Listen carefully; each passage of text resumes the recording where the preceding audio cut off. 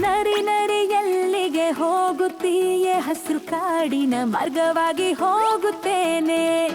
ನನ್ನ ಸ್ನೇಹಿತರನ್ನು ಭೇಟಿ ಮಾಡಲು ಹೋಗುತ್ತೇನೆ.